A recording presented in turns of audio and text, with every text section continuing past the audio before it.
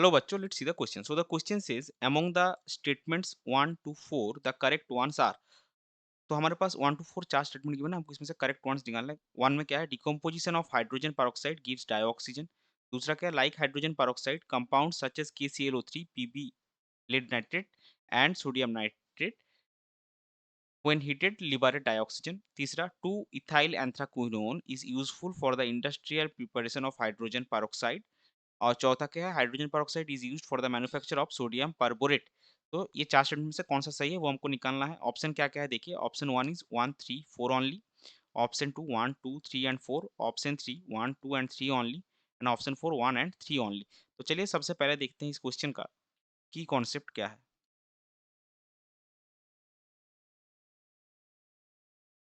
सो इस क्वेश्चन का की कॉन्सेप्ट है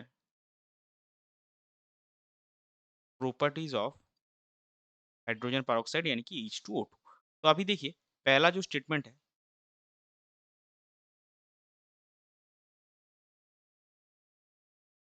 डिकम्पोजिशन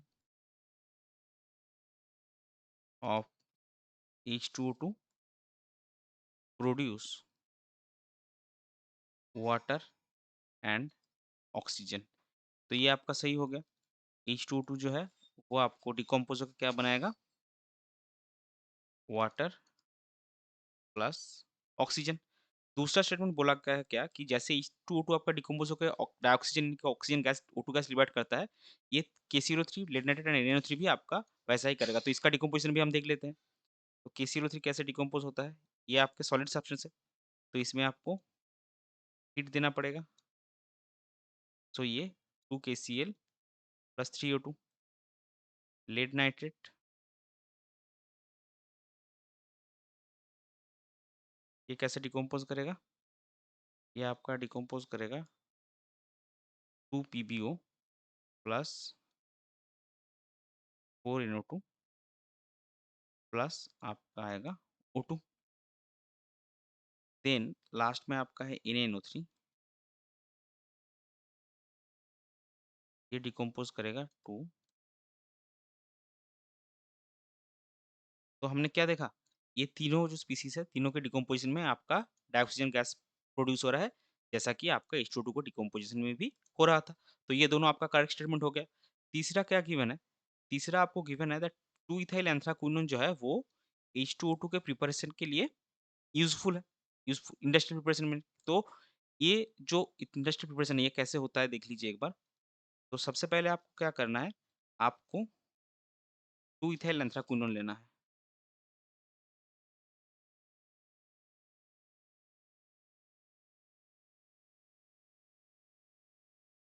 तो ये आपका हो जाएगा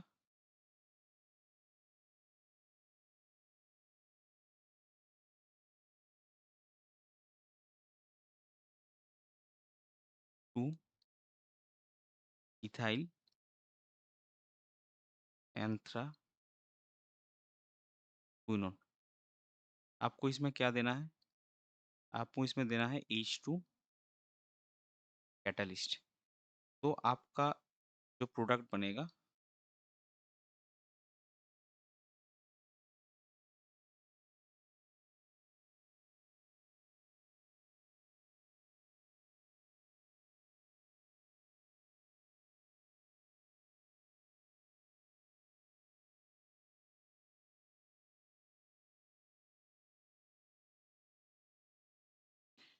ये आपका बनेगा 2 इथाइल एंथ्राक्विनोल।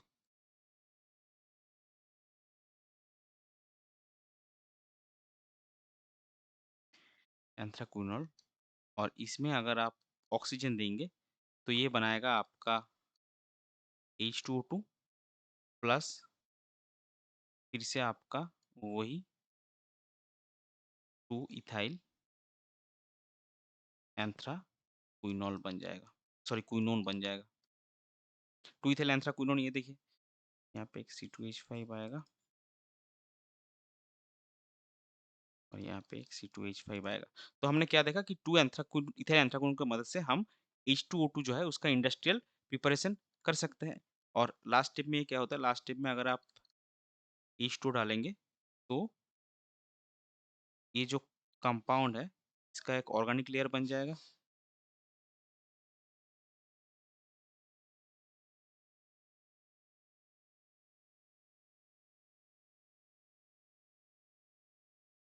इसका एक ऑर्गेनिक लेयर बन जाएगा और यहाँ पे आपका बनेगा एक्वस लेयर प्लस H2O2, जिससे आप 40% solution of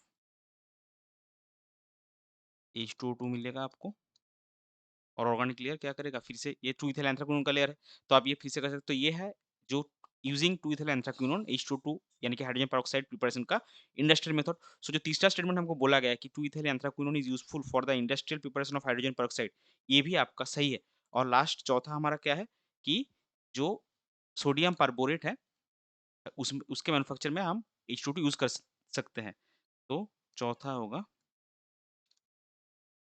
H2O2 can be used for the preparation of